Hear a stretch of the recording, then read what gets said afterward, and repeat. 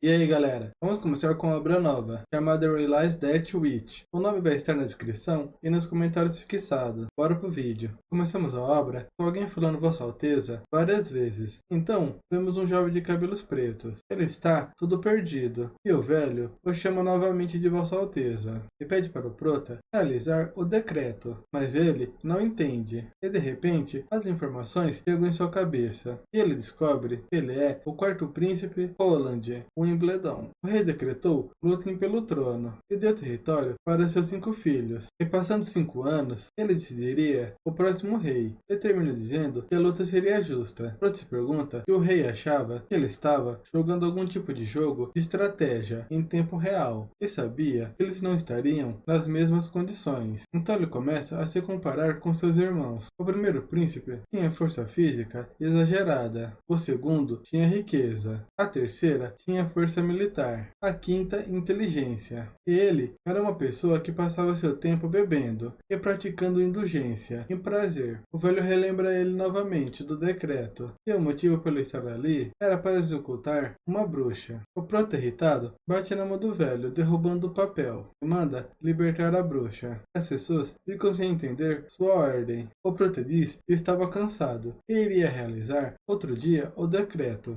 O cavaleiro fala que isso não era brincadeira, e que quando a identidade de uma bruxa é revelada, elas devem ser executadas, pois senão poderia aparecer outras bruxas para libertá-la. Então Prota diz que seria melhor que aparecesse mais bruxas, assim ele capturaria todos de uma vez, e vai embora dispensando eles. Dentro de uma sala, o Prota se lembra que a última vez que ele conversou com tantas pessoas foi no Ano Novo chinês. Ele acha que morreu de tanto trabalhar, então ele resolve deixar de lado isso, e diz que não poderia reclamar, pois isso é uma vida a mais. E já que ele era o príncipe Roland, ele resolve começar pela bruxa. Seu cavaleiro diz que poderia ser perigoso, mas nosso protagonista pergunta se ele está com medo de uma mocinha. O cavaleiro fala que elas são as garras do demônio. Na cela, nosso garoto manda ela se aproximar. O cavaleiro toma sua frente, mas Roland fala para ele não ficar nervoso. Então ele pergunta seu nome, mas o cavaleiro atrapalha novamente,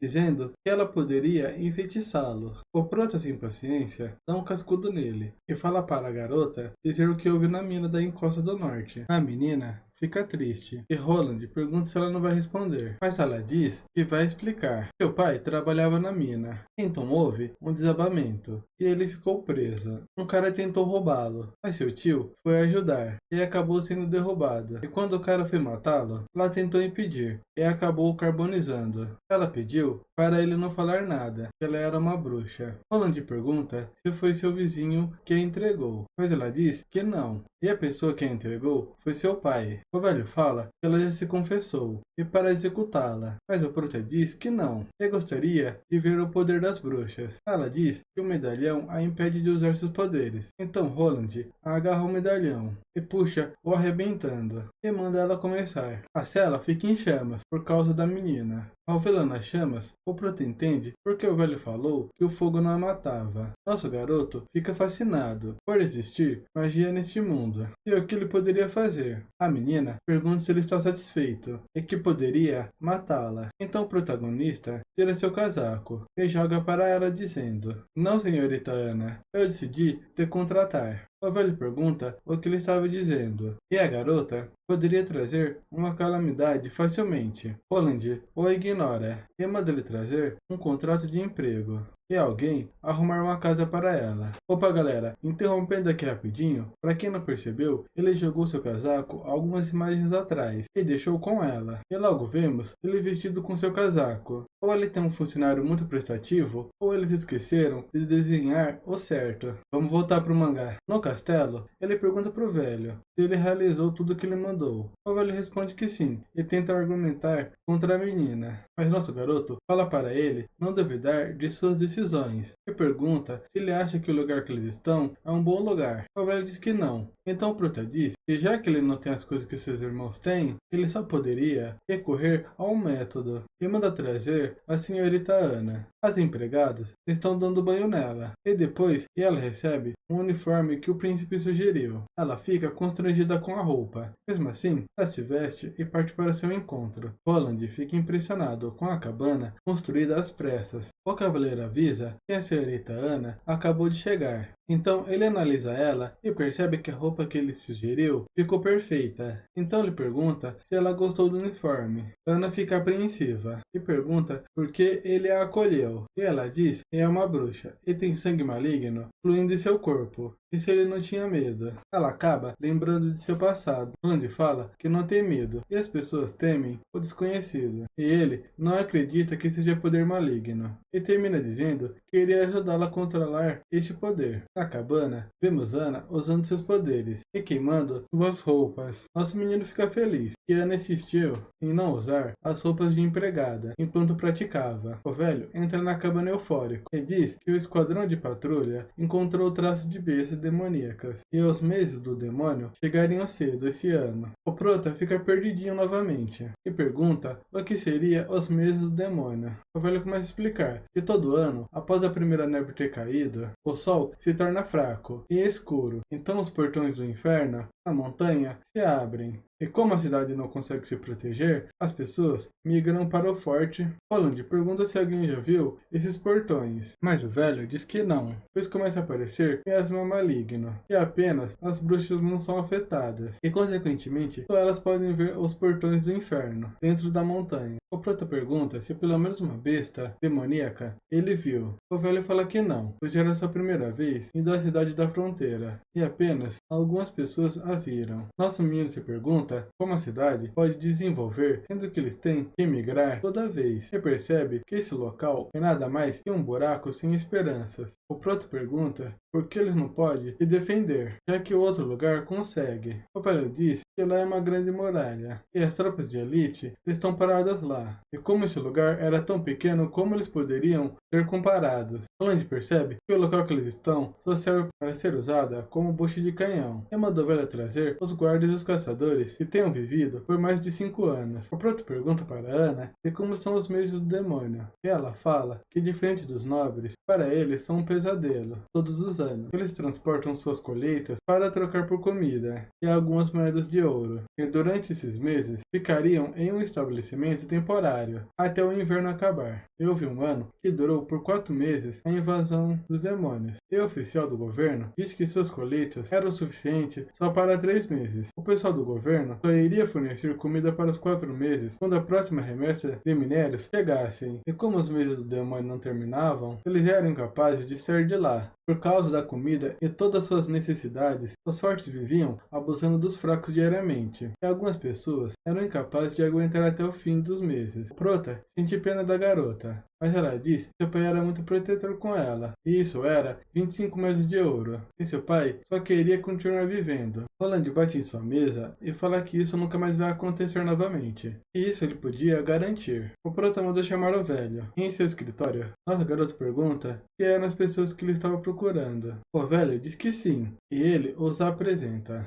Um guarda fala que a neve começou a cair e eles conseguiram avistar o movimento das bestas. Então acenderam o farol para notificar o povo da cidade. Então o prota pergunta para o outro guarda de como as bestas se pareciam, se podiam ser mortas. O guarda fala que elas poderiam ser mortas, que eram animais normais da floresta, mas com o miasma as afetando, acabavam se tornando ferozes. E quando os meses acabavam, as tropas saíam das muralhas para acabar com as bestas. O caçador pisa no chão, dizendo que elas não são nada demais, e ele matou 2 delas. Roland sente sua aura, e o velho fala que o nome dele era Machado de Ferro. Nosso garoto pergunta quais eram. O Machado de Ferro fala que é uma espécie de javali, e outra de lobo. Então o prota manda ele explicar o termo espécie, e o caçador fala que era um jeito de eles classificarem. Então ele explica que suas características são melhoradas, e que as mais assustadoras são os híbridos, e eles são a encarnação do demônio. E ele só viu uma antes, e fala que elas são muito espertas, e ele só conseguiu fugir porque conseguiu pular no rio antes de desmaiar. O prota se pergunta, e as bestas que podem voar? O cavaleiro fala que não tem muitas bestas híbridas, e devem ter apenas 2 ou 3 por ano. O prota se levanta e diz que decidiu ficar na vila da fronteira. Todos ficam espantados. O cavaleiro tenta argumentar que isso estaria fora de questão, por causa da muralha e outras coisas. Então Roland fala que lhe dará uma muralha, se esse for o motivo. O cavaleiro fala para ele não brincar, pois para construir uma muralha demoraria muito tempo e os meses do demônio já estavam muito próximos. Roland diz para ele não fazer conclusões precipitadas, e se não for uma muralha decente, ele recuaria para o forte, pois ele não desperdiçaria sua vida neste lugar. Então o cavaleiro jura protegê-la.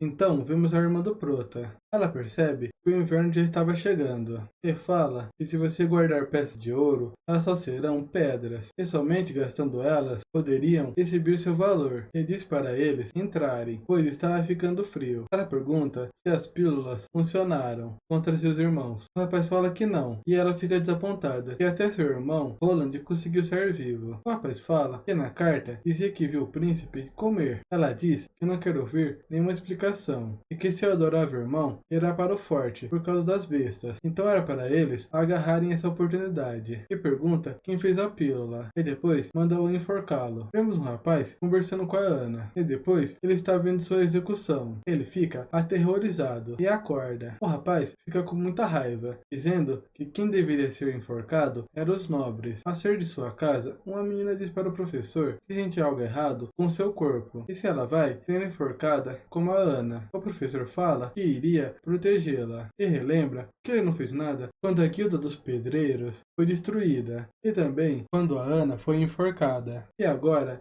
não poderia deixar a mesma coisa acontecer com a garota Nana. Ele ouve alguns figurantes dizendo que o príncipe estava contratando, e vai olhar. Vendo o panfleto, ele pensa que pode acabar sendo cúmplice dos enforcamentos, e pensando nisso, acaba indo embora. Seu cavaleiro pergunta de como ele pretende construir essa muralha. Roland explica para ele. O cavaleiro fala que tem um problema, e que para garantir a estabilidade em cada pedra, elas devem ser escolhidas e talhadas apropriadamente. Caso contrário, será muito difícil elas ficarem juntas. O Prota fala para ele não se preocupar, que o último produto das oficinas de alquimia vai deixá-lo surpreso. O cimento. Na Vila da Fronteira, o cavaleiro pergunta se esse cimento que ele fala pode ser feito aí. O Prota se lembra que o ponto crucial para fazer era a temperatura. Entretanto, ele não se lembrava da temperatura específica, e nessa época não tinha ferramentas confiáveis para configurar a temperatura. Então, a porta se abre, e o Prota manda ele ficar ali. Roland pensa que a produção só pode depender do poder da bruxa. Então vemos Ana, e o nosso garoto lhe entrega uma capa preta. Ela fala que não o desapontou, e pergunta se era isso que ele queria. Nosso menino diz que parece que sim, e saberia depois de testar. Ela pergunta para que serve. Ele diz que era para construir casas, pontes e vários locais, e se isso for bem sucedido, as pessoas não temerão o vento frio, a chuva ou a neve forte, destruindo suas casas. E era um material incrível, e só era possível por causa dela. Então vemos um bloco com cimento, e o cavaleiro pergunta se era o efeito do cimento, e tenta soltar os blocos. Roland diz que a produção foi bem sucedida. O cavaleiro fica empolgado, pois com isso daria para fazer a muralha. Nosso garoto fala que não importa quão alta a muralha seja, ela não protegeria contra inimigos que estão dentro dela, e que ele preferia transformar as casas da fronteira em duráveis casas de cimento, para que o povo não fique sem casa após uma calamidade. Ele termina pensando que no futuro deixariam ver que as bruxas são a força de produção número 1. Assim acabamos a primeira parte. Continuamos em uma cabana. Roland está satisfeito por ter dado certo o recrutamento dos trabalhadores. Enquanto eles preparam a matéria-prima, Ana podia descansar, e olhando para o futuro, quando a escala de produção ficar maior, Ana não dará conta sozinha, e a muralha não vai ser tão fácil como ele imaginava. O cavaleiro fala, por ele ter se rebaixado e mostrado como cavar a trincheira, os trabalhadores estão se esforçando ao máximo. Nosso garoto diz que mesmo que eles tenham se esforçado, foi apenas uma trincheira torta. Roland se lembra que mesmo que ele e seu vizinho fossem chamados de escravo da engenharia, o que eles aprenderam era muito diferente, então era melhor ele deixar como profissional para ajudá-lo. O velho aparece e diz que um pedreiro veio pelo recrutamento, e que ele já trabalhou na guilda dos pedreiros. O Prota se lembra que era uma famosa organização. Entretanto, foram obrigados a se desfazer pela falta de trabalho. Então nosso menino manda-lhe trazer o rapaz, pois era esse tipo de talento que ele estava precisando. O velho concorda e vai embora. Em seu escritório, o cavaleiro informa que o rapaz acabou de chegar. O professor presta a saudação. Roland manda-lhe deixar as etiquetas de lado e levantar sua cabeça. Ao levantá-la, ele acaba avistando Ana. Nosso garoto e seu cavaleiro ficam espantados. Então, ele fala para bloquear a porta e não deixá-lo fugir. O prota fica incrédulo que um pedreiro qualquer que ele estava recrutando conhecia a Ana. O rapaz vai ao chão e pergunta se realmente era ela e pede desculpas. Vendo a situação, Roland percebe que ele não era uma pessoa maldosa e Ana apenas assiste, sem saber o que fazer. O prota manda o rapaz acalmar suas emoções e responder suas perguntas. E se ele era um pedreiro e por que ele se tornou o professor dela. O rapaz pede desculpas e diz que foi membro da Guilda dos Pedreiros, mas agora ele é apenas um professor. E Ana era uma estudante que ele ensinou. E embora o príncipe tenha tornado ela concubina ou algo do tipo, era melhor do que enviá-la à forca. Então, ele pensa, poderia salvar a menina Nana, pedindo para o prota torná-la concubina também. Pois aparentemente o príncipe não estava com medo dos rumores em relação das bruxas. Ele fala que a menina Nana era uma garota adorável, como a senhorita Ana, e se ela poderia se esconder como uma concubina, do mesmo jeito. Roland manda ele trazer ela, e se realmente ela for uma bruxa, ele não deixaria ela sofrer mal algum. Entretanto, ele não pode tirá-la de sua família, enquanto ela não sofrer ameaças. E ele não salvou a Ana pelo motivo que ele estava pensando. O prota fica muito animado por ter aparecido outra bruxa. Mesmo ele não sabendo qual era seu poder, provavelmente seria algo muito útil. Roland explica que não ligava para esses rumores sobre as bruxas, contanto que elas não façam nada contra a lei. E para eles conversarem sobre o motivo que foi chamado. Nosso menino pergunta se ele participou das construções da muralha de Castelo Cinza. O rapaz diz que sim. Então o prota explica o trabalho e diz que agora ele está encarregado do projeto. Em seu jardim, a garota Nana, tremendo, pergunta se ela vai morrer. Nosso menino fala que não e se apresenta. Ela diz que era Nana Pinheiro e corre em direção de Ana. Em seus pensamentos, o prota vê que Ana tem 17 anos e se pergunta quão bonita ela irá se tornar. Roland fala que seu professor ouviu que ela despertou o poder de uma bruxa. Ana pergunta se ele vai enforcá-la. Roland diz que não, e era só para criminosos. E ela não era uma criminosa. A menina diz que não tem certeza, e que seu professor disse que as bruxas ganham seus poderes sendo seduzidas pelo diabo, e ela nunca viu ele antes. E Ana a acaricia. Roland pergunta quando ela descobriu que era diferente. Ana diz que viu um passarinho machucado e gostaria de ajudá-lo, e sentiu algo saindo de suas mãos, e uma água o cercou. E de repente, o passarinho estava curado. Então o prota manda trazer uma galinha, extremamente saudável. Roland pensa que os poderes dela tinham um significado muito importante na vida das pessoas, e pergunta por que ela achava que as bruxas são malignas. Nana diz que seu professor falou são capazes de fazer coisas que as pessoas comuns não podem. E mesmo que não pareça ser ruim, era uma armadilha do diabo para seduzir as pessoas. Ela nunca ouviu antes. O prota fala que claro que não, e era só mais uma mentira de seu professor e de outras pessoas que foram enganadas. A menina pergunta se a igreja estava mentindo para as pessoas. Então nosso garoto fala que a igreja estava fazendo unicamente por benefícios. O cavaleiro com a galinha em mãos, o prota, manda ele segurá-la bem firme e apunhala a galinha. Depois fala para ela curar. Nana diz que vai tentar, e a galinha fica curada. Algumas horas depois, Roland entende o seu poder, que ela poderia curar partes do corpo danificados, e ela não podia fazer crescer novos membros, mas pode recolocá-lo no lugar, e ela não tem poder de reverter a morte. O prota manda ele devolver a galinha para a cozinha. Ela fala que ele é terrível, então nosso garoto diz para ela não chorar e para vir comer. Mais tarde,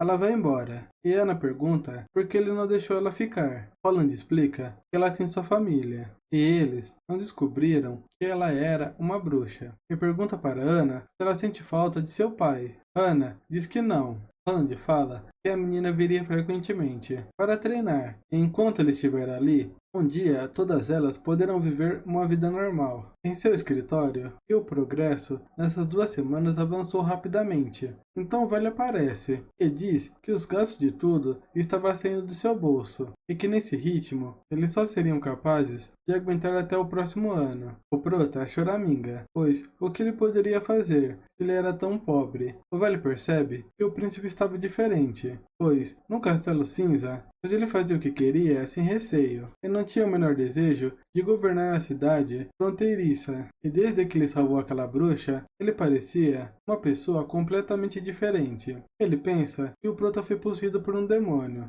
mas lembra que na frente do amuleto de retribuição divina era impossível que ele estivesse possuído. No pier da cidade, alguns figurantes notam que as condições continuam precárias, e quando eles chegam no local onde iriam negociar os minérios, notam que não há nada. Então eles decidem ir ao encontro do príncipe. E no caminho, eles pensam que o príncipe estava fazendo negócio com outro local, ao verem um barco com um carregamento. Na mesa de jantar, ele nota o prota pegando comida com palitos e tenta fazer o mesmo. Falando diz que, diferente de talheres normais, os palitos de madeira são muito mais fáceis de se obter, e que seu povo não teria mais problemas de doenças por usarem as mãos para pegar a comida. O rapaz pergunta que, de acordo com os costumes, esse dia era para eles entregarem os minérios, e quando ele chegou, não avistou nada no quintal do pier. Holland fala que aconteceu um desmoronamento na mina, e como os destroços não foram limpos completamente, ele tinha medo de retomar o trabalho até o próximo ano. O embaixador pergunta e as colheitas. Então o prota diz que não foram muito boas, e se ele manter as negociações nesse ritmo,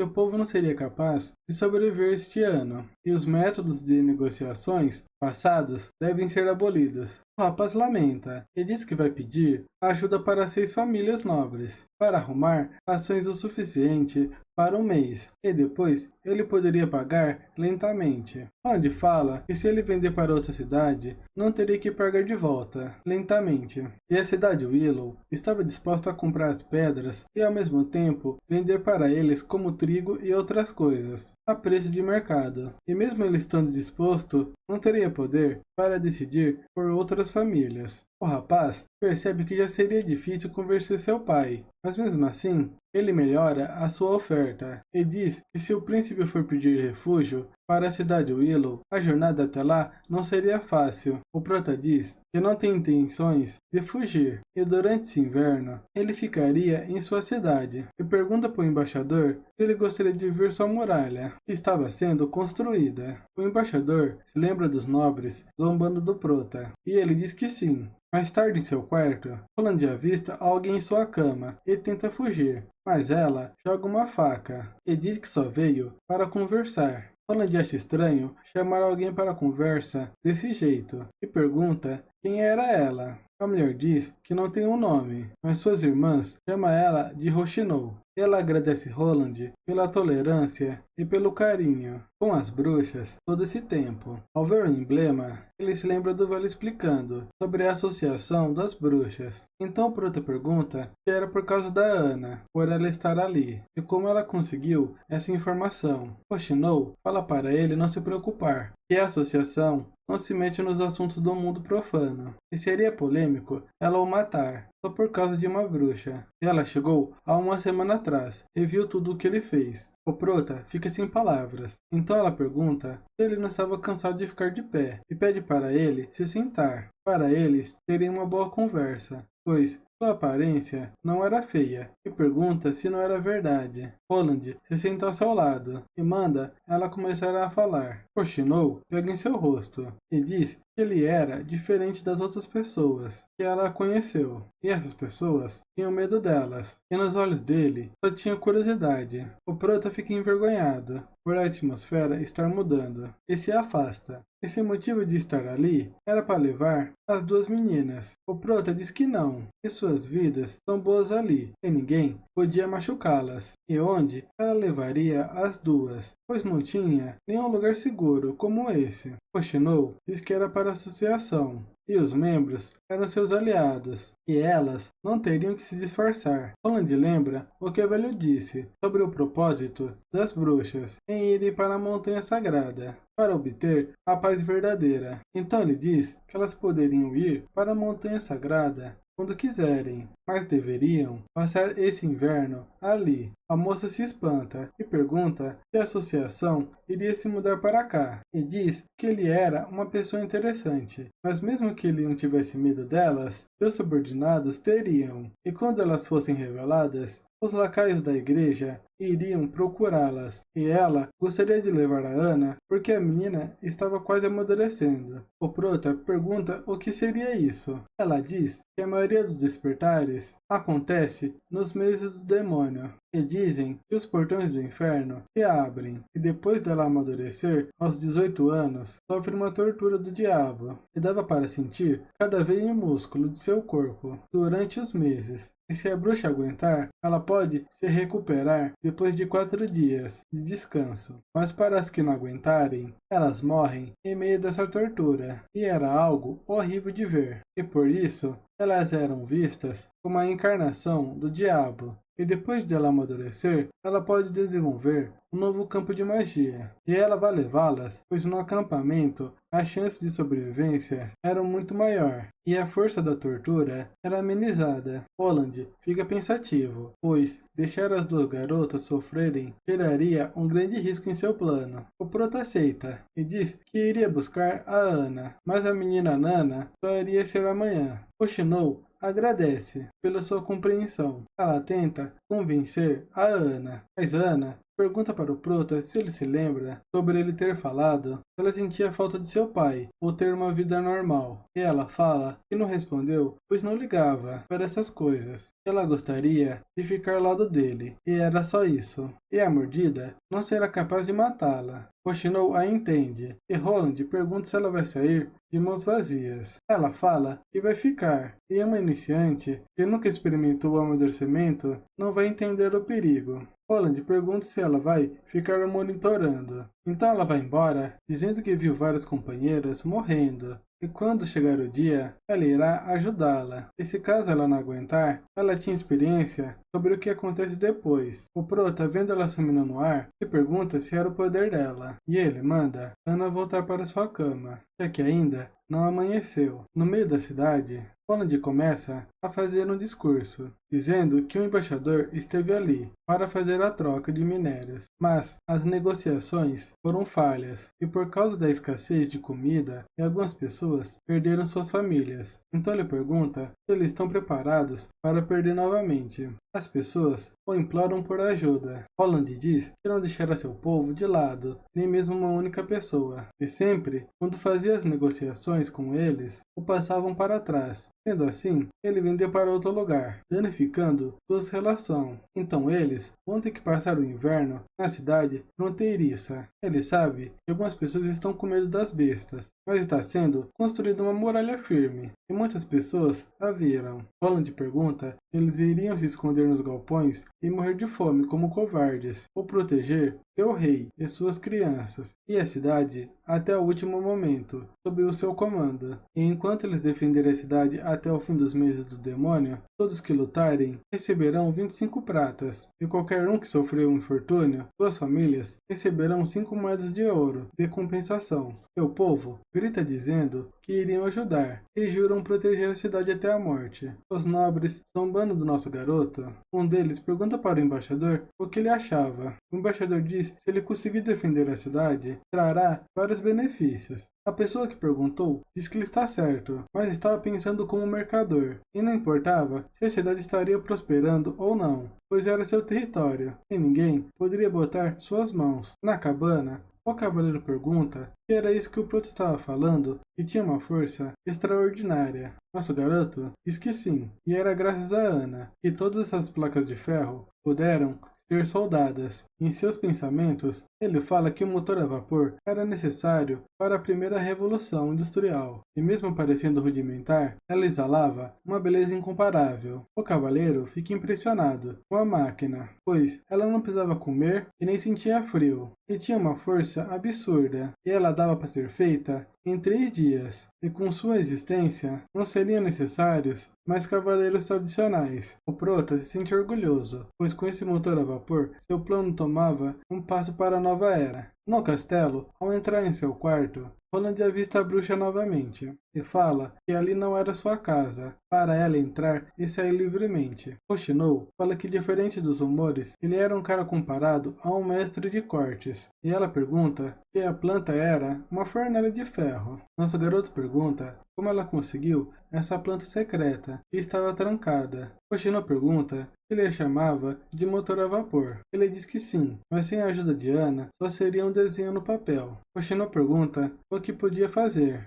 e o prota fala que um monte de coisas, e dá alguns exemplos, como drenar água. Então ela fala que ficaria com a planta, pois tinha gente da associação que conseguia usar fogo. Roland não concorda, e ela fala que não vai pegar de graça, e ela daria uma carta secreta que ela interceptou, e que seu harém não estava nada estável, pois dizia na carta para ela não cometer a mesma falha e o eliminá-lo, no caos dos meses do demônio. O prota se lembra da empregada, e o antigo príncipe adorava comer seu tofu. Rochinol fala que pela assinatura foi um de seus irmãos, e se ele queria sua ajuda para acalmar as coisas. Nosso garoto pede para ela descobrir quem está por trás dessa carta. Ela concorda e diz que levará a planta como sua recompensa. E assim, acabamos a segunda parte. Continuamos com o prota em seu escritório. Seu cavaleiro notifica que sua empregada morreu caindo da sacada de seu próprio quarto. E pelas análises, realmente foi um acidente. Roland se lamenta pelo ocorrido, e seu cavaleiro vai embora. Então ele pergunta o que ela conseguiu. Rochinol aparece e diz que nada. O prota pergunta se ela não tinha experiência. Ela fala que amarrou a empregada, mas ela tinha um veneno entre seus dentes, e ela não hesitou. Por isso, ela teve que forjar sua morte.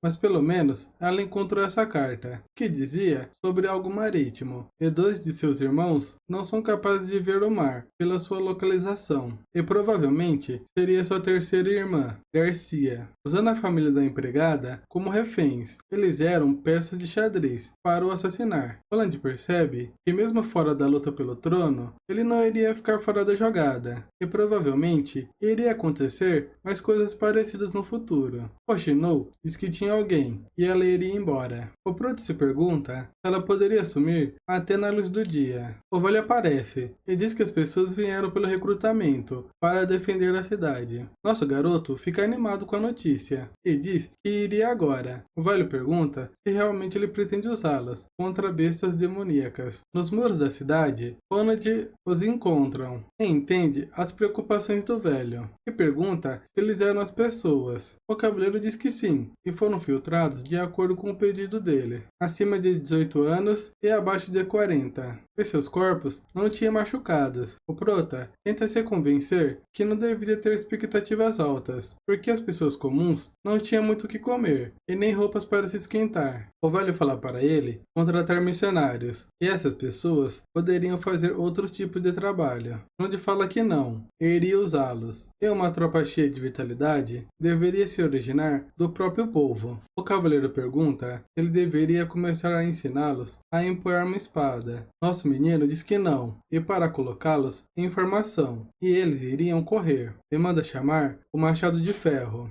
Meio-dia. O cavaleiro, ao vê-los enfileirados, pergunta o que ele estava fazendo. Se fosse para treinar cavaleiros, a sua família tinha vários métodos, e esse método que o Proto estava usando era ineficaz, sendo que o treino era só ficar naquela posição a tarde toda, e eles iriam ganhar um ovo extra no almoço. Os ovos eram caros, e só tinha comida em seus olhos. O Prota fala para ele se lembrar de tudo, pois os próximos treinamentos seriam iguais, no entanto, com algumas pequenas mudanças. O Proto sabia que nessa era de guerreiros, eles não eram qualificados em 2 ou 3 meses, e não precisava desse tipo de guerreiro, que davam conta só com uma cueca, e o que importava eram suas disciplinas. E para fazer isso, ele teria que trazer o treinamento militar. E quando eles entenderem disciplina e o próximo plano, ficaria mais fácil de implementar. Na carroça com comida, o cavaleiro diz para eles se acalmarem, e todos deveriam ficar em fileiras, para poderem receber o almoço, e quem bagunçar vai para o final da fila. Então todos ficam enfileirados. O cavaleiro cavaleiro acha isso exagero, ensinar até regras. O prota chega com um machado de ferro e diz que ele será o capitão deles, e ele vai ensiná-los várias coisas. Os figurantes se perguntam se o machado de ferro vai trabalhar para o príncipe, e seu cavaleiro pergunta se ele vai nomear alguém de outra nação como capitão.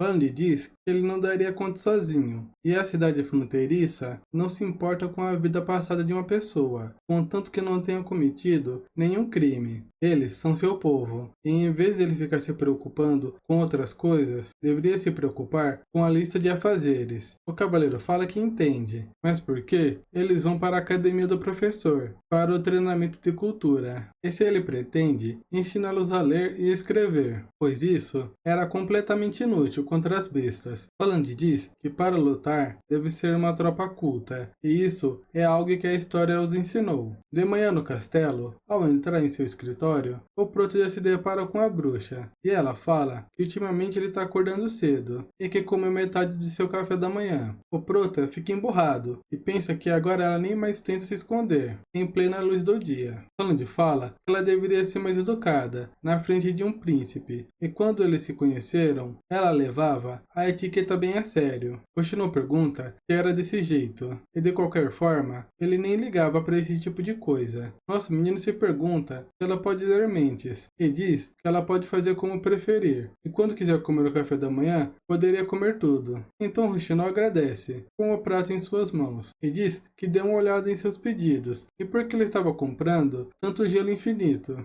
sendo que ele estava no inverno, e se ele quisesse bebida gelada, era só deixá-la fora de casa à noite. Holland olha para um papel na mesa e diz que era para preparar queijo congelado, e ela fica impressionada por ele estar atento nos pequenos detalhes. Em seus pensamentos, o Prota fala que mesmo ela não sendo uma inimiga, era melhor manter alguns segredos, e seu próximo plano era a manufatura de armas de fogo. Seus nobres gostavam de usar salitre para congelar bebidas, e o gelo infinito era só um nome elegante. O salitre era essencial para a produção de pólvora. Holland pergunta se na associação elas treinavam assassinas. Oshino responde que eram só pessoas miseráveis, com um sonho comum, e só fazia 2 anos que ela se juntou. O Prota pergunta se ela estava trabalhando para outra pessoa, antes de conhecê-lo, e se tinha outra pessoa pensando em aceitar bruxas. Ela fala como se fosse possível, e se eles soubessem que ela iria se tornar uma bruxa, não teria passado nem do portão. Nosso garoto pede para ela contar um pouco mais. Ela fala que quando chegar a hora, iria contar, e para ele ficar despreocupado, pois já fazia 5 anos que ela estava livre, e não precisava trabalhar para mais ninguém. 5 dias depois, Holland fica animado com sua primeira arma feita, mas nesse ritmo, ele só iria conseguir produzir somente 4 exemplares. O cavaleiro pergunta como ele pretende usar isso. O Prota fala que vai selecionar os melhores caçadores e formar uma equipe de elite, e o cavaleiro pergunta por que ele não utiliza o esquadrão de patrulha. Holland, ao se lembrar deles, acaba tendo o sentimento que eles não são tão confiáveis. No castelo, vemos alguns figurantes correndo nos esgotos, e a luta começa. O figurante de cicatriz manda o outro desistir, então ele lembra de seu companheiro, e o desarma. Aproveitando essa oportunidade, ele o apunhala, e quando vai finalizá-lo, aparece outro figurante, e apunhala ele. Vendo que iria morrer, ele joga uma adaga na tocha, e foge. Ele sabia que o local da invasão era o celeiro, pois se faltasse comida, eles teriam que buscar refúgio no Forte Cancioneiro, que é o local de onde o embaixador veio.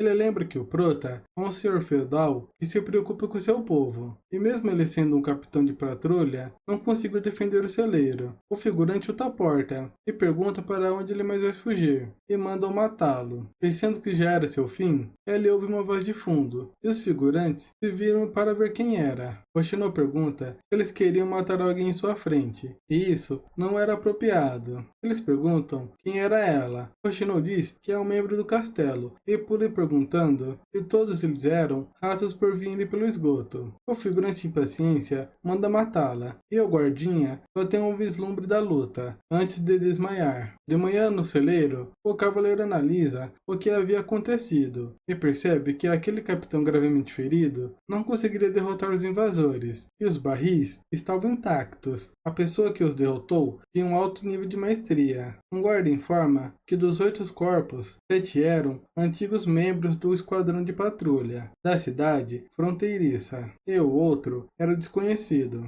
O cavaleiro pergunta: e os 2 inconscientes? Ele responde que o Brian, que seria o capitão, foi receber tratamento médico, e o outro era o cicatriz de ferro, que está na masmorra. O cavaleiro fala para ele limpar este lugar, pois iria fazer algumas perguntas ao figurante. No escritório, Roland fica furioso, pois tinha 5 anos de luta pelo trono, e seus irmãos estavam o atacando em pleno inverno. Nosso garoto fala, se não fosse ela, ele estaria morto. Hoshino diz que mesmo que ela não estivesse ali, não conseguiriam matá-lo, pois Ana dorme no quarto abaixo do dele. Então o Prota convida ela para morar com ele e se tornar sua guarda pessoal. Ele iria pagar 2 moedas de ouro, sendo que Ana ganha só uma, além de outros benefícios. Hoshino pede perdão, mas ela não podia abandonar suas companheiras. Então nosso garoto manda ela trazer todas elas para ali, pois assim que acaba o inverno, a cidade vai ter grandes mudanças, e as bruxas poderiam andar nas ruas sem preocupações. Ela diz que iria ver quando isso ocorrer. Roland pensa que deve melhorar suas táticas de recrutamento, e pergunta se ela escoltou a menina Nana de volta para casa. Ela fala que a menina estava toda assustada, então ele percebe que acordar uma menina que só cura galinhas para cuidar de um cara todo ensanguentado foi um exagero, e pergunta se ela saberia quem poderia ter os enviado, e se era algum de seus irmãos. Ela diz que foram patrulheiros corruptos e não foram seus irmãos, pois eles foram descuidados e não tentaram suicídio, e comparados aos subordinados de sua irmã, eles eram todos inferiores. Roland entra no quarto do capitão e fala que o rapaz era realmente um herói. Brian diz que não era, e sim seu falecido amigo. Nosso garoto fala que ele vai ter um enterro digno, e o cicatriz de ferro confessou seus crimes, sendo sentenciado à morte por enforcamento. E assim que os meses do demônio terminarem, vai preparar uma cerimônia de condecoração, pois ele será um de seus cavaleiros. Na muralha, vemos alguns figurantes treinando. Roland aparece e se pergunta o que eles falam quando vão inspecionar as tropas. Então ele resolve pegar alguém aleatório e pergunta se ele tinha treinado forte e se estava comendo bem. Ele se lembra que era assim na TV, e o jovem vai ao chão, e o Proto se pergunta o que estava acontecendo, e tinha algo de errado. Todos ficam comovidos pelo Proto estar preocupado com todos eles. Ele manda o garoto se levantar e percebe que o menino estava mais energético comparado no começo, e diz se ele tiver alguma sugestão,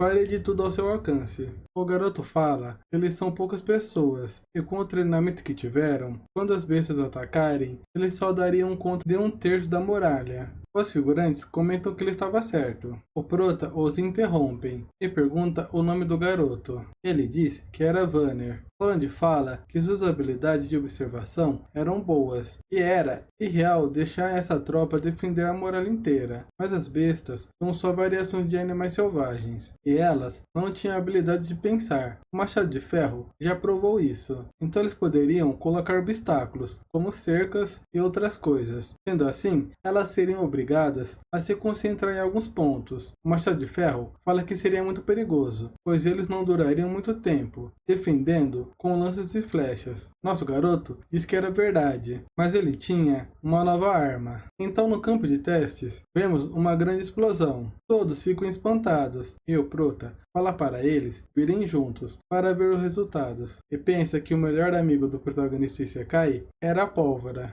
O Machado de Ferro pergunta se dá para fazer uma grande quantidade. Roland diz que não era impossível, e quando os meses do demônio chegarem, teriam em torno de 20 a 30, e combinando com lanças e flechas, deveria ser o suficiente. Hoshino explica um pouco de seu poder, que ela vê o mundo preto e branco, com linhas, e além disso, às vezes ela pode ver outras cores, que seriam as bruxas, por causa da fusão de magia, e a cor de Ana era forte e rica. Então Ana pergunta se era ela. Hoshino aparece e Ana pergunta o que ela usou agora tinha sido seu poder. Hoshino apenas sorri e pergunta se ela terminou seu treinamento, pois tinha trazido peixe seco, e para ela lavar suas mãos. Ana fala que não precisava, e começa a banhar suas mãos em fogo. Hoshino, em seus pensamentos, percebe que não tinha nenhuma bruxa de fogo na associação explosão comparada a ela, mas quanto mais forte o poder, seria o rebote, e sua tortura seria insuportável. E tenta convencê-la novamente,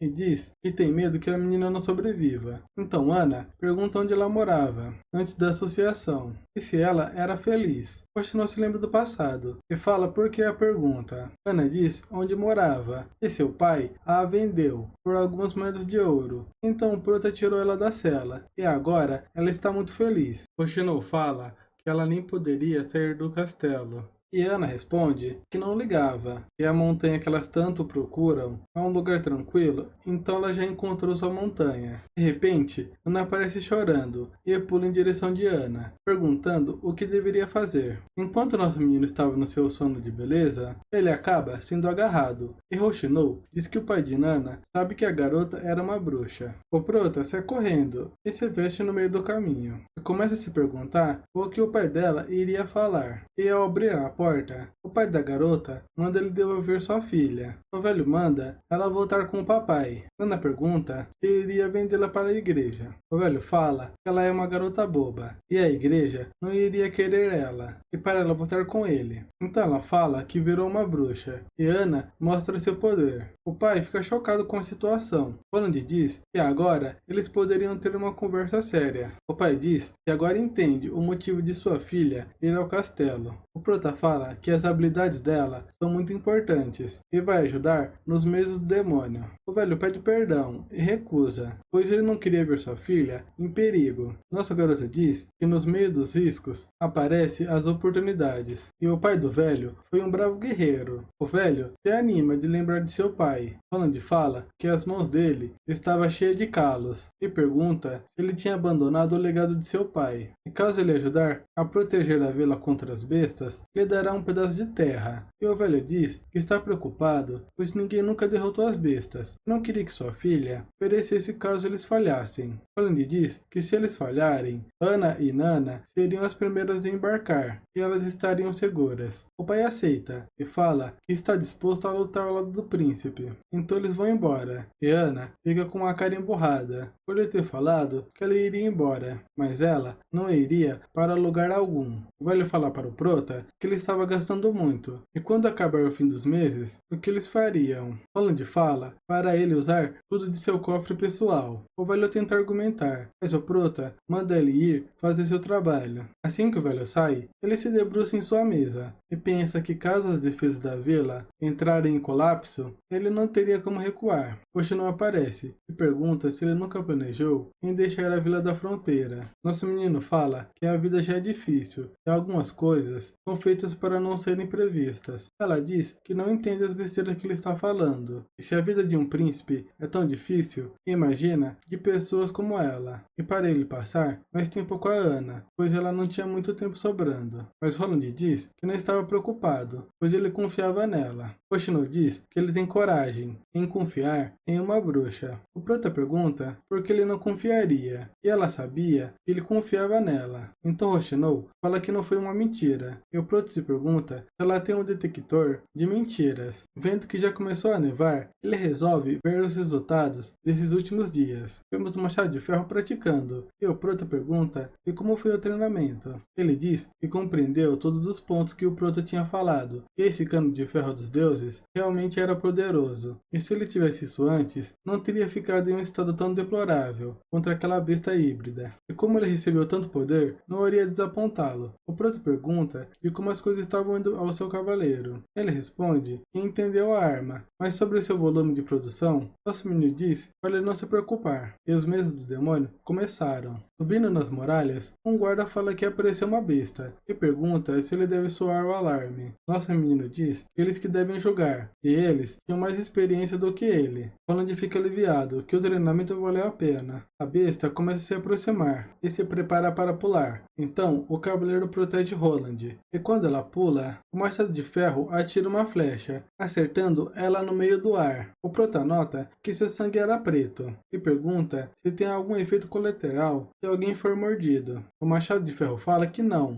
e as pessoas só morriam. Então o prota fica aliviado, que não era um isekai de apocalipse zumbi, e pergunta se poderiam comê-las. E o guarda diz que não. Nosso garoto fica triste, pois poderiam conseguir bastante suprimentos. Então, alguém chega e fala que tiveram feridos, e eram trabalhadores da mina. E assim, acabamos a terceira parte. Continuamos com Nana distraída. Hoshino pergunta se ela estava entediada, por Ana não estar ali. A garota fica brava, por ela ter assustado. Hoshino diz que Ana estava trabalhando, e Nana fala que também tinha um trabalho. E se lembra que foi muito assustador, e tenta tirar esses pensamentos de sua cabeça, querendo ser forte igual a Hoshino. Então o guarda aparece, e pede para a menina descer, pois tinha uma pessoa em estado grave. Um figurante pede para o príncipe salvá-lo. Nana chega e, ao vê-lo, começa a tremer, mas seu pai diz que está tudo bem. Então ela diz para deixar com ela. Nana utiliza seus poderes, e ao terminar, seu pai fica impressionado com suas habilidades, e diz que ela foi incrível. O rapaz parecia que nunca tinha se machucado. O guarda, vendo que foi ela quem o curou, quando ele se feriu, a agradece. E o prota lembra que quando ela o curou, saiu escondido de sua casa, e seu pai não poderia saber. O rapaz acorda, e Roland fala que foi a senhorita Nana quem o salvou, e ela era uma bruxa, com poderes de cura. De volta ao seu quarto, Hoshino pergunta para ele se não estava sendo muito paciente. Ele pergunta se era sobre Nana. Então vemos algumas horas antes. O rapaz pergunta se as bruxas não eram demônios. O pai da menina fica furioso e diz que sua filha não tinha nada a ver com eles, e ela tinha o salvado. Percebendo a situação, ele se levanta da cama, se ajoelha e agradece e pede perdão. Hoshino fala que a informação da menina ser uma bruxa vai se espalhar, e a garota estava com medo de não poder viver igual uma pessoa normal. Roland diz que não tinha hora melhor do que essa, pois era impossível continuar escondendo, e a vila da fronteira era pequena e pouco desenvolvida, e não chega a ter nenhuma igreja. Hoshino pergunta se era parte de seu plano. Ele fala que sim, e a neve cobriu todo o caminho até a outra fortaleza, e os portões estavam sob seu controle. Então, eles tinham 3 meses para mudar a visão distorcida sobre as bruxas, e como ela estava o salvando, veriam ela como um anjo da vida. E se eles não morrerem na hora, Nana poderia salvá-los, aumentando a moral da tropa. Hoshino pergunta se realmente isso podia ser feito. O prota fala se eles não darem nenhum passo, nunca saberiam a resposta. Ela pergunta por que ele estava fazendo isso pelas bruxas. Roland diz que já contou, e a vila da fronteira não se importava como elas nasceram, e um dia elas poderiam viver como pessoas livres. Então Hoshino pede perdão pelas suas mentiras, e suas irmãs da associação foram deixadas vagando por muito tempo, e elas nunca pediram muito, só um lugar seguro para elas ficarem,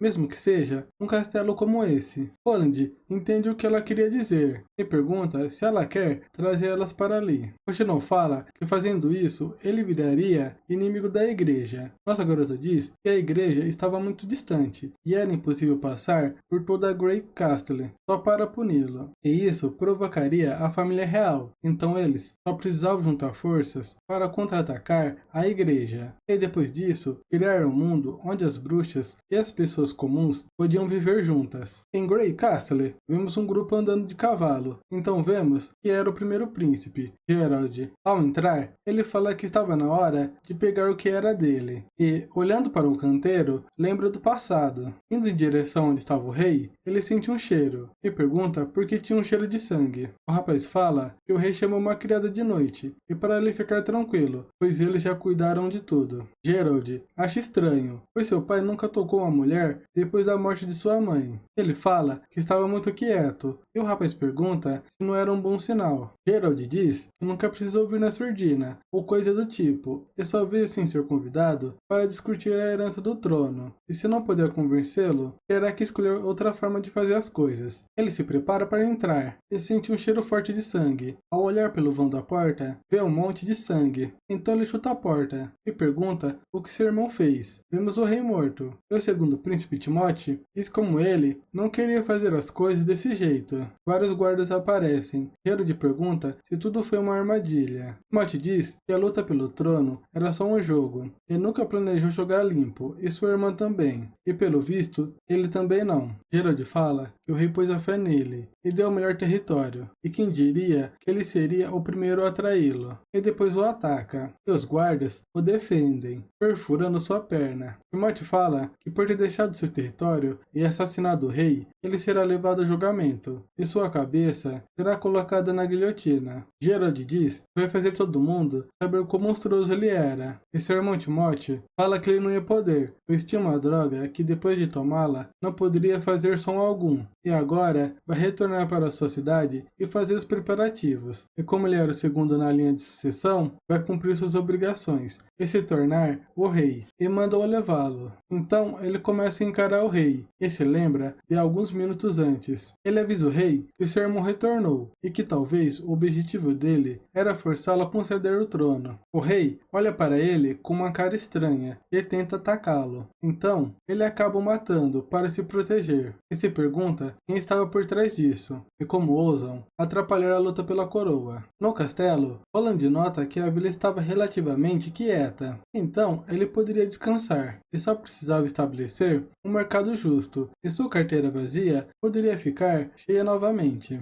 Mas o cavaleiro entra na sala e diz que na muralha apareceu uma grande quantidade de bestas. Vanner fica preocupado por ter várias bestas e antigamente seu objetivo só era ganhar alguns ovos. Uma besta sai correndo e se choca contra o muro. Os lobos pegam apoio e pulam em direção da muralha. Os guardas as perfuram, mas um figurante foi pego. Então o Machado de Ferro pega sua arma de fogo e o salva. Vanner vê um figurante com as tripas saindo e fica paralisado, mas ele se concentra e dá as ordens. E o Prota fica feliz que todos os ovos que ele deu para ele não foram em vãos. O guarda fala que apareceu outra besta. O Prota, ao olhar, se depara com uma besta mutante. Eles tentam atacar com flechas, mas não surge nenhum efeito. Então Roland manda atirar nela com armas de fogo. Mesmo assim, os tiros não tiveram efeito. Então o Prota manda o Vanner pegar pólvora. Enquanto ele falava, a besta se choca contra o muro e ele começa a desmoronar. Nosso menino começa a cair, mas Roxo não aparece e o salva. Ela fala se ele não agir agora, o mutante vai entrar na vila. Roland diz para ela não se preocupar, que sua melhor arma acabou de chegar. E Vanner aparece com uma caixa vermelha. O Machado de Ferro manda ele acendê-la e colocá-la no pé da besta. Vanner ativa e coloca perto dela, e depois sai correndo, e o mutante é explodido. Os figurantes comemoram, e Roland começa a se achar perto dela, mas aparece outro grupo de bestas, e a muralha estava com um buraco. Então elas correm em direção do buraco, e eles tentam bloqueá-las com escudos, mas uma besta quebra a formação e acaba os derrubando. Então Ana começa a caminhar em direção da besta, e de frente com ela, Ana usa sua magia, fazendo o fogo rodeá-la e depois faz churrasquinho com ela. O Prota não lembra de ter deixado Ana aparecer ali, e tinha colocado ela no hospital de campo para mantê-la longe do perigo. Um guarda pede perdão e diz que era impossível pará-la. Onde percebe que seu plano de apresentar Nana primeiro para as pessoas se acostumarem veio por água abaixo. Então ele manda o guarda não se preocupar com ele e ir protegê-la. E para Rochinol ir junto. Os guardas fazem uma barreira de escudos para protegê-la. E Ana começa a usar sua magia e cria uma barreira de fogo, mas alguns lobos acabam passando. O Prota nota que Ana estava se esforçando muito e pega a arma do seu cavaleiro e atira no lobo e manda eles voltarem para as suas formações, pois o buraco na muralha tinha sido reparado, e para protegerem a vila da fronteira. E a moral da tropa sobe, e acabamos com as bestas indo em direção da muralha. Nas muralhas, vemos a última besta, e ela é abatida. Os figurantes comemoram. Randy diz que isso foi o resultado de todos, especialmente de Ana. Então, ele acaba lembrando dela, e não sabe o que falar para a tropa. Ana caminha em frente de todos, e em seus pensamentos, o prota fala que quando estava lutando contra um inimigo maligno, com os poderes das bruxas, o medo foi perdido, e virou confiança. Ele pergunta se ela estava bem. Ela responde que sim, e cai em seus braços. Em Água Clara, território da terceira irmã, lendo a carta, ela fala que seu pai morreu, e seu irmão Gerald o assassinou, e foi pego pelos guardas, e sentenciado à guilhotina. O cavaleiro fala que isso não era normal. Garcia diz que claro que não, e provavelmente seu irmão Timóteo estava por trás disso, pois ele estava com medo dela e de sua armada negra, mas os planos dele só iriam enganar os habitantes. Então ela diz que vai mudar seus planos, pois ele iria tentar lidar com ela. Então era melhor usar para amanhã. E como seu irmão não queria esperar 5 anos, ela não vai desapontá-lo. Ele pergunta e o período de luto. Ela pergunta se precisava chorar. Ele responde que não. Então ela manda ele reunir os capitães da Armada Negra. E ele diz, sim, Vossa Alteza, mas corrige dizendo, Vossa Majestade é a Rainha. Roland fala que não apareceu mais nenhum grupo de bestas, e os soldados feridos já retornaram aos seus postos e estavam entusiasmados para lutar. O casco da besta híbrida foi usado para fazer parte do muro, e ter derrotado uma grande quantidade de besta trouxe muito orgulho, e quem mais contribuiu foi ela. E mesmo depois de uma semana, Ana ainda não tinha acordado. O prota pergunta se era hoje, e se ela iria virar adulta em coma. Oshinou diz que era hoje de noite, e não, ela iria morrer em coma, e a dor só dava para ser suportada com a própria vontade, e como ela estava incapaz de resistir, ela iria morrer. Oshinou conta que durante esse tempo que ela estava sem um lar, viu várias mortes, e as bruxas eram tratadas como animais, sendo mortas de várias formas, para o entretenimento dos nobres, e as que escapavam só podiam viver isoladas das pessoas, sem saber onde estava a montanha sagrada. Oshinou diz que Ana era diferente, e mesmo que ela não tenha se tornado uma adulta, ela já achou sua própria montanha. O prota lembra dela e diz que vai estar com ela até o fim. Mais tarde, Oshinou diz que estava começando, onde pergunta se essa era a mordida, pois não parecia que mudou nada. Então as velas se apagam, e depois se acendem, com uma cor verde, e Ana acorda. Nosso garoto preocupado faz várias perguntas, e Oshinou manda ele se acalmar. Ana estende sua mão e usa seu poder, e todos ficam espantados, pois suas chamas ficaram verdes, e Roland a toca. Nosso menino pergunta se ela estava indo embora. Oshinou fala que sim, e Ana já acordou, e sobreviveu à tortura. E mesmo o motivo não sendo claro, ela foi a primeira a ficar bem, depois do despertar, e suas chamas seguiam seus desejos, e elas poderiam ser mantidas na temperatura do corpo, e se ela quisesse, poderia aumentar em um instante. E ela tinha um grande poder, e como se preveniu de sofrer quando virou adulta. Roland fala que seu palpite era que durante a batalha ela usou todo seu poder mágico, reduzindo seus efeitos. E como nessa era elas eram reprimidas, não podendo liberar energia mágica, resultava na quebra do recipiente. Oshinou diz que isso era provável e tinha que contar para suas irmãs o mais rápido possível, pois muitas vão sofrer essas dificuldades, e se elas puderem sobreviver, vai trazê-las aqui e esperar que ele possa aceitá-las, assim como aceitou Ana. O prota fica preocupado, pois o clima estava ruim e tinha muitas bestas, então não era seguro. Ela fala que quanto mais cedo ela passar as informações, menos pessoas morrerão, e para ele não se preocupar, pois as bestas não poderiam havê-la. Ele fala para ela tomar cuidado, então Oshinou se despede e começa a sumir no ar. Vendo que tinha vários problemas, nosso garoto começa a escrever, e de repente o velho aparece e diz que a fortaleza enviou um mensageiro. Na mesa de jantar, ao ler a carta, vê que o rei estava morto. O mensageiro diz que a batalha pela coroa acabou, e para ele voltar para a residência do rei. E o novo rei é o Timóteo, e será coroado oficialmente em 6 meses. O velho tenta consolar o príncipe, e pergunta o que ele planeja fazer. Nosso menino fala que a morte de seu irmão foi muito estranha, e vai esperar para ver o que suas irmãs vão fazer. E com a mudança de poder, Grey Castle pode ficar instável, e era melhor garantir a fuga dos familiares familiares dele. E o velho agradece. Roland fala que eles vão parar de exportar ferro e só iriam vender gemas brutas, pois ele vai precisar para projetos no futuro. O prota pensa enquanto ele se manter quieto na vila, com certeza haveriam pessoas aparecendo, e depois que os meses do demônio passarem, 8 ou 9 vão levantar a bandeira do novo rei e marchar para o oeste. E isso era exatamente o que ele precisava, pois a industrialização faltava mão de obra, e ele não podia expandir seus projetos. E se ele conquistar a fortaleza da grande música, vai adquirir várias pessoas livres e riquezas. Ele espera que Roshinou consiga trazer as bruxas o quanto antes para ajudá-lo. Vemos Roshinou de frente com uma caverna. Ao tentar entrar, umas vinhas atrapalham. E ela fala: "Olha, sou eu." E uma mulher aparece. Roshinou pergunta se tinha mais duas irmãs, e ela diz que as duas não conseguiram sobreviver, e pede para não falar sobre isso.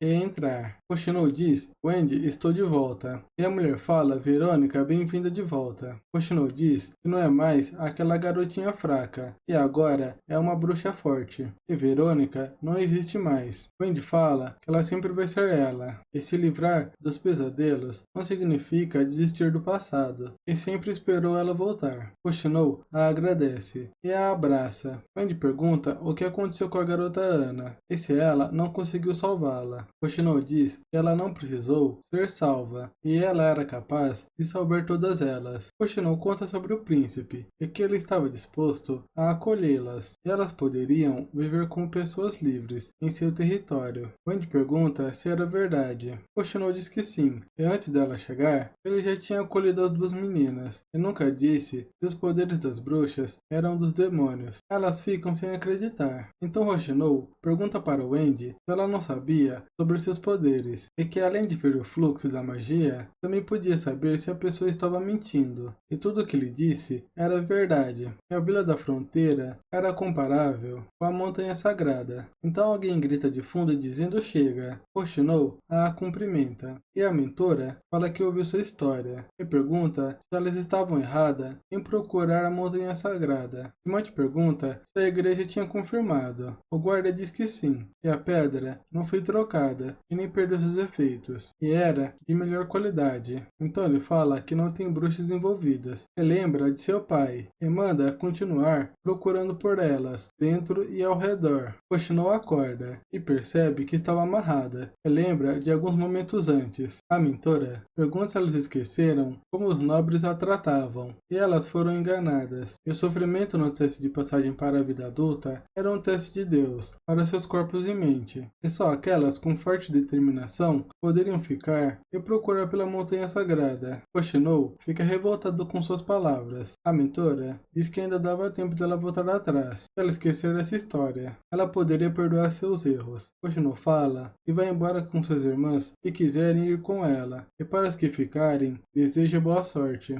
Mas a mulher usa sua magia de cobra, e Roshinou acaba desmaiando. A mentora pergunta se ela acordou, e diz que tinha grandes expectativas nela, mas falhou. Roshinou pergunta por que ela estava escondendo uma pedra de retaliação dos deuses. A mentora fala que é uma ferramenta usada para punir crianças desobedientes, e ela precisava ser punida, pois vendeu suas irmãs. Roshinou diz que fez tudo por elas, e não queria que elas sofressem no despertar, e que elas pudessem viver onde tinha comida e roupas, e não pretendia impedir seus planos, e suas irmãs deveriam ter o direito de escolher como queriam viver. Ela joga a planta da máquina a vapor no fogo, e diz que não tinha 3 anos, e sua paciência estava quase acabando, e se ela reconhecer que foi enganada, poderia poupar sua vida, senão iria usá-la como lição para as outras. Roshinou se lembra de Roland, e bem na hora, alguém manda ela parar. Wendy fala que tem vários pedaços de pano amarrados em seus braços, e se ela queria aumentar mais um. A mentora pergunta se ela foi enganada também, e eram apenas mentiras. Wendy fala que ela não feriu a associação, e não poderia ficar vendo sua morte, e suas irmãs deveriam ser capazes de escolher como queriam viver, e pergunta se alguém queria ir junto com Roshinou, e todos ficam em silêncio. Então ela fala que não teria problema dela ir embora sozinha. As outras concordam e começam a falar. A mentora manda elas ficarem em silêncio, e se ela deixar ela ir, poderia aparecer mais pessoas como ela. ela. E se ela vender onde elas estão, não teriam como escapar. Wendy a impede, usando sua magia de vento. E taca uma moeda, amplificando com sua magia, fazendo o colar de retaliação se partir. A mentora chama de traidora e usa sua magia, e Wendy acaba sendo mordida. Quando ela vai olhar para Roshinou, ela já tinha desaparecido. Então ela começa a usar seus poderes de cobra, mas Roshinou a perfura. Ela manda matar aquela traidora. Roshinou, no lado de fora, fala que aparentemente não vão alcançá-las, e em seus pensamentos, ela fala que o veneno estava se espalhando, e se continuar assim, Wendy vai acabar morrendo. Roshinou encosta ela na parede, e puxa sua manga, e diz que vai ficar tudo bem, e contanto que elas consigam chegar na Vila da Fronteira, Nana poderia curá-la. Se pergunta se ela vai ser capaz de chegar nesse estado, e sozinha demorou 3 dias. Imagina carregando uma pessoa, e como sua ferida estava sangrando muito, provavelmente só iria durar 3 ou 4 dias. Então alguém no céu pergunta se ela precisava de ajuda. A garota fala para ela não se preocupar, pois não queria lutar. Roshinou pergunta quem era ela. A garota fala que era Relâmpago, e entrou na associação há pouco tempo, e como ela estava sempre fora, era normal não conhecê-la. Roshinou pergunta se a cara a mandou. Relâmpago diz que não, e queria ir com elas, e como ela tinha perguntado como elas queriam viver, escolheu segui-la, e era simples, e por causa da máquina a vapor, que ela tinha dito. E ela estava muito determinada a virar uma aventureira, e teria que ir para alguns lugares interessantes. Roshinou pergunta por que então ela entrou na associação.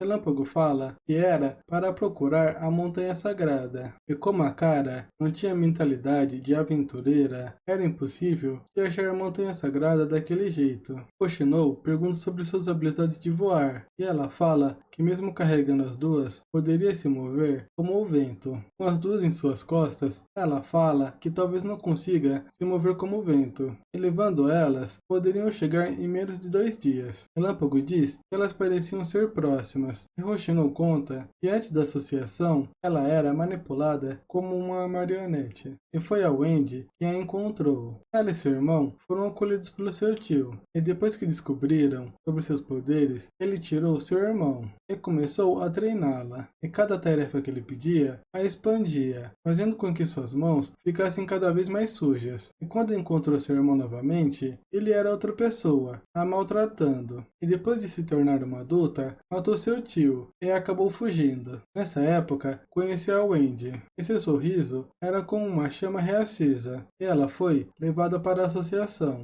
E Cara era incapaz de guiar as bruxas. Relâmpago fala que ela já ficou louca, e era triste que ninguém acreditou em suas palavras, e ninguém acreditaria em um príncipe que se importa com as bruxas. Roshinou diz que acredita nele. O Proto se pergunta por que ele estava espirrando tanto, e talvez alguém estava pensando nele. Relâmpago diz para tomarem cuidado, e aterrissa. Ana toma sua frente, e Roshinou e manda trazer a Nana o mais rápido. Roland se pergunta o que havia acontecido, mas por sorte, eles tinham a Nana, e ela poderia ser salva, e recuperar o seu braço. O Prota pergunta se ela estava bem. Relâmpago diz que sim, e para não se preocupar com as outras. E ele é, como a Roshinou falou, um príncipe que se importa com as bruxas. E era uma pena que a maioria não acreditou nas palavras de Roshinou. E como seu pai falou, o mundo é grande e tem todo tipo de pessoa. Roland pergunta se a associação não foi atacada pelas bestas. Ela pergunta por que ele pensou isso, e percebe que ninguém explicou. Então, começa a contar. Ao entrar em seu quarto, ele se depara com Roshinou em sua cama e pergunta o que ela estava fazendo ali. O Prota começa a imaginar coisas. Roshinou se aproxima e ele fala que ela poderia descansar mais um pouco, mas ela o encara e se abaixa. E fala que Verônica, conhecida como Roshinou, jura lealdade. E enquanto ele for gentil com as bruxas, até o fim de sua vida, Roland percebe que por ela estar desapontada sobre a associação, quer colocar as esperanças nele, em liderar as bruxas. Ele queria fazer isso de outra forma, mas ela não entenderia no momento. E assim aceita sua lealdade. Ele pergunta se Verônica era seu antigo nome. Ela confirma e diz que não tem intenções de esconder, e Verônica já está no passado, e quem está o servindo ao máximo agora é Rochinol. Wendy não entende as folhas e o que seria um contrato. Wendy fala que como ela salvou Rochinol, era impossível Dakar aceitá-la novamente, e ela poderia ficar na vila e trabalhar para ele. E se ela aceitar, era só assinar o contrato. E ele não queria discutir isso com pressa, mas a cada dia que se passa, fica mais perigoso, e pensa que achou um jeito para as bruxas não sofrerem no despertar. E elas ficam espantadas. Do lado de fora, o Prota fala que mesmo sendo uma especulação, as bruxas são hospedeiras do poder mágico. E ele vai crescendo, e quando atinge o nível que o corpo não suporta, a bruxa irá sofrer. E as bruxas são mais poderosas nos meios do demônio. E durante esse tempo, Ana treinou todos os dias, e até entrou em coma por ter usado todo o seu poder, e foi capaz de passar pelos meses sem nenhum sofrimento. E como ele era o senhor da cidade, poderia arrumar um local seguro para elas treinarem. E se o palpite dele estiver certo, a Vila da Fronteira é a montanha sagrada que elas estavam procurando. Wendy fala que já assinaram o contrato e o que elas deveriam fazer. Nosso garoto fala para elas treinarem seus poderes e poderiam começar mostrando suas próprias habilidades. Ana e Nana começam a conversar sobre as habilidades das novas bruxas e que elas eram muito poderosas. Então Nana pergunta se ela não notou que a Rochinol estava diferente, com um olhar diferente para o príncipe. Ana não entende e Nana fala que quando chegar a hora não era para falar que ela não avisou. De repente soa o alarme e o príncipe vai para a muralha e pergunta o que estava acontecendo. E se foi ele quem soou o alarme. O Machado de Ferro diz que sim,